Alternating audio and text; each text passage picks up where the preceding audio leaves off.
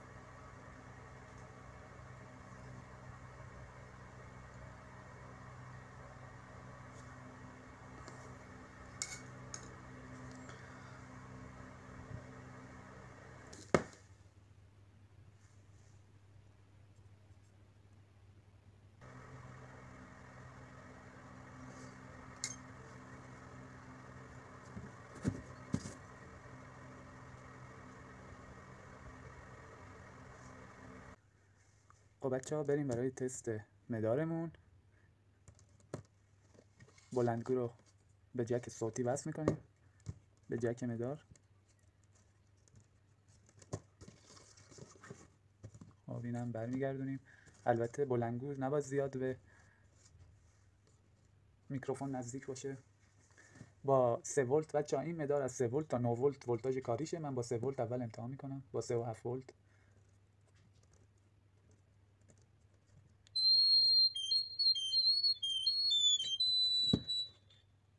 این مدار خیلی حساسه بچه ها. بلندگو که بهش نزدیک میشه،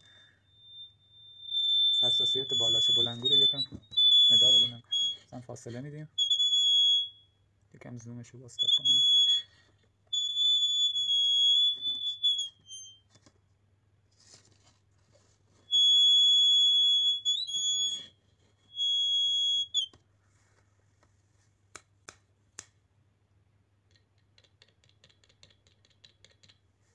کانال خودتون، کانال امین الکترونیک بورد، خوش اومدین. امروز اومدیم با آموزش یه فرستنده 2 ترانزیستورهای دیگه.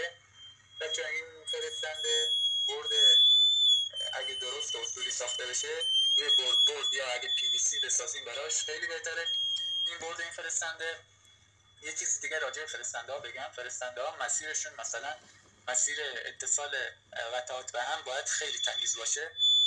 باید با سنباته روی بورد که میسازیم باید مسیر رو با سنباته فیقل بدیم. هیچ گونه چربی و مثلا روغن لعین و کثیفی نداشته باشه. اینی که من اینجا براتون میسازم این فقط جنبه آموزشی داره و اینکه سعی میکنم ساده تر، هرچه ساده تر باشه که افراد مبتدی که تازه علاقه دارن به این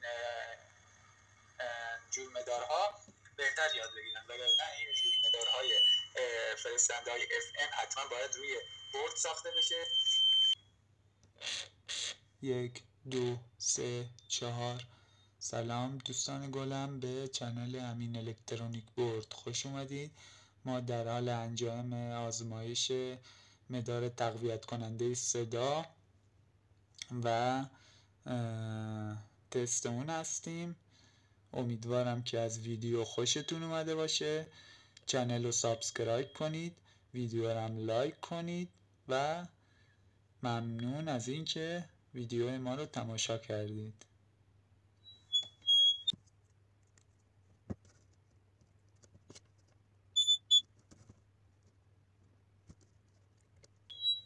بچه من تقویت 9 ولت هم بهش وصل کردم. یه چیزی رو فراموش کردم بهتون بگم. موقعی که میبینین بلندگو سوت میکشه با پتانسیومتر صداشو یک ذره کمتر کنید تا جایی که صدای سوت زدن قطع بشه. خب امیدوارم که خوشتون اومده باشه.